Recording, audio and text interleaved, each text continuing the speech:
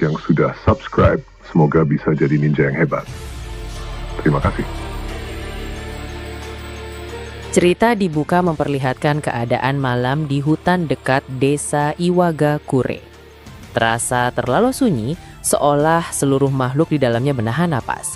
Kabut tipis menggantung rendah di antara batang-batang pohon besar, membuat pandangan menjadi samar.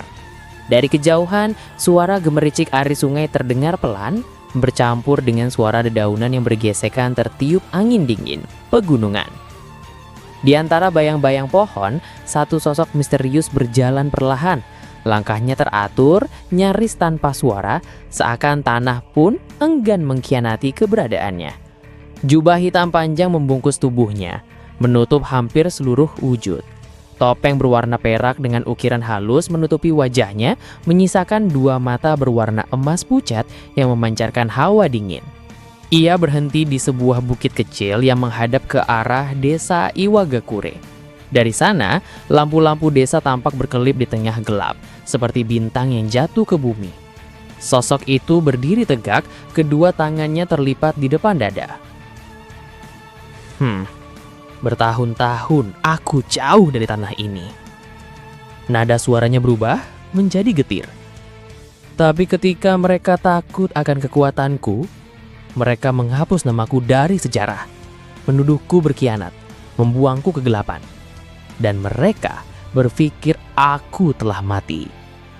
Angin malam bertiup kencang, membuat jubahnya berkibar. Ia menegakkan tubuhnya lagi, memandang desa itu dengan tatapan yang semakin tajam. Namun sekaranglah waktunya aku kembali. Dan kali ini, aku tidak hanya akan membalas dendam, tapi akan kuhancurkan dunia shinobi. Ia melangkah maju, menuruni bukit perlahan menuju desa yang dulu menjadi rumahnya. Setiap langkahnya terasa seperti dentang jam kematian yang menghitung mundur bencana. Scenes berpindah, pagi di Konoha selalu membawa suasana yang hangat. Sinar matahari menembus celah-celah dedaunan, menerangi jalan-jalan desa yang mulai ramai.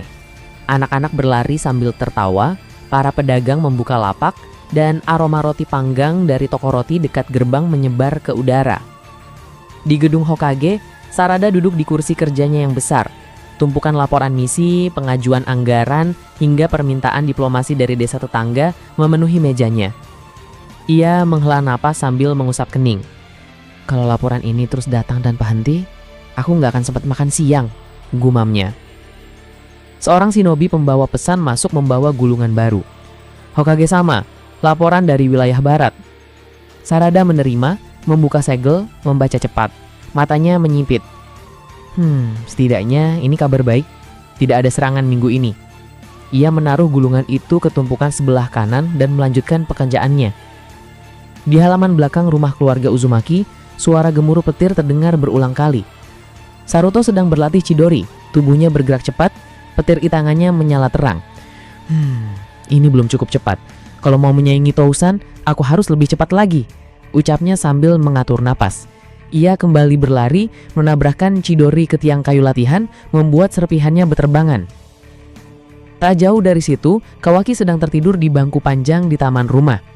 Satu tangannya menutupi wajah, napasnya berat tapi teratur. Ganggu aku, dan aku lempar ke atap. Gumamnya setengah sadar ketika seekor burung hinggap di kakinya. Di taman Konoha, Mitsuki berjalan santai di antara bunga-bunga yang mulai mekar. Wajahnya tenang, senyum tipis selalu terukir. Beberapa anak kecil berlari menghampirinya. Mitsuki-sama, mau main sama kami? Teriak seorang bocah. Mitsuki menoleh. Lain kali. Hari ini aku hanya menikmati pemandangan.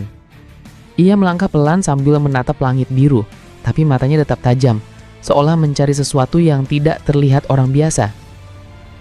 Sementara itu, di suatu tempat yang jauh dari Konoha, Boruto melangkah cepat di jalan setapak yang dikelilingi hutan lebat.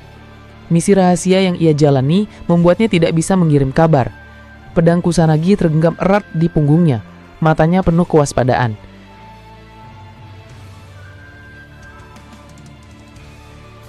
Kalau aku terlambat, akan ada nyawa yang melayang, gumamnya sambil mempercepat langkah. Konoha tampak damai, tapi di bawah permukaannya, takbir sudah menyiapkan badai yang akan mengguncangkan desa itu. Tidak lama setelah itu, Kedamaian Konoha pecah saat seorang shinobi pembawa pesan berlari tergesa-gesa menuju gedung Hokage. Nafasnya terengah, peluh menetes di pelipis. "Hokage-sama, kabar darurat dari Iwagakure." Sarada yang sedang memeriksa peta wilayah langsung menoleh tajam. "Bicaralah." Shinobi itu menyerahkan gulungan yang disegel dengan simbol Iwagakure. Saat segelnya dibuka, wajah Sarada mengeras. "Tidak mungkin," gumamnya. Isinya singkat tapi menghantam. Salah satu petinggi Iwagakure ditemukan tewas dengan luka tebas bersih. Saksi mata bersumpah melihat Boruto Uzumaki meninggalkan lokasi kejadian.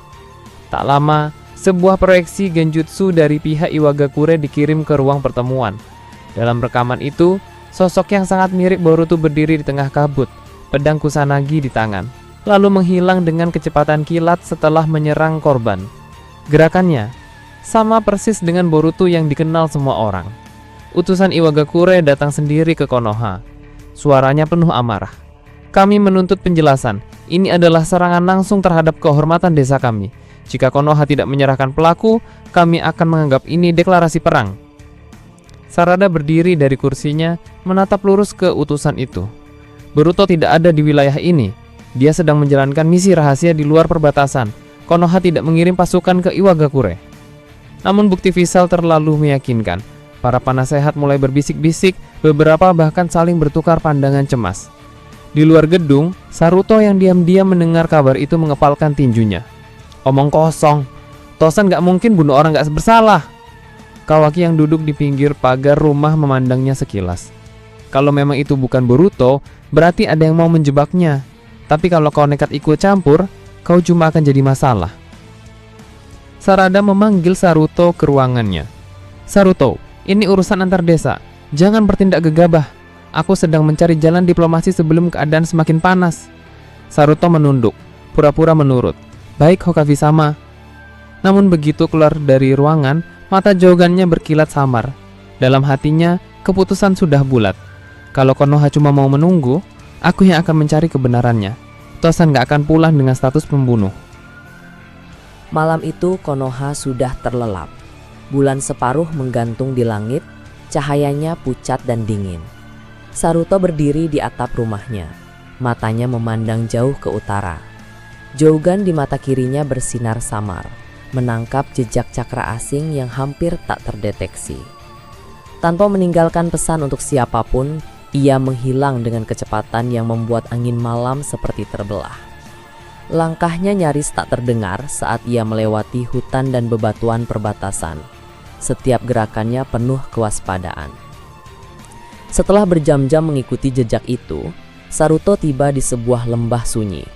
Di tengahnya, sosok berjubah hitam berdiri membelakanginya. Saruto mengenali gerakannya, persis seperti Boruto. Dari cara berdiri, posisi tangan, hingga aura cakranya yang sengaja dimiripkan. "Kau yang menjebak Tosan." Suara Saruto terdengar dingin. Sosok itu menoleh perlahan. Masker perak berkilat diterpa sinar bulan.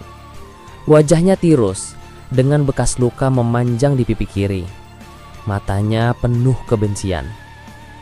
"Aku Hirotsu, mantan ninja elit Iwagakure. Dulu aku pahlawan, sampai mereka memutuskan aku ancaman. Mereka buang aku. Mereka ingin aku mati. Jadi aku memutuskan biarkan Iwagakure dan Konoha saling membunuh. Dan Boruto adalah bidak sempurna." Saruto mengaktifkan Mangekyo Sharingan bersamaan dengan Jougan. "Kau pikir aku akan membiarkan itu?" Hirotsu tersenyum tipis. "Kalau kau bisa menang bariku, mungkin." Tanpa aba-aba, pertarungan pecah.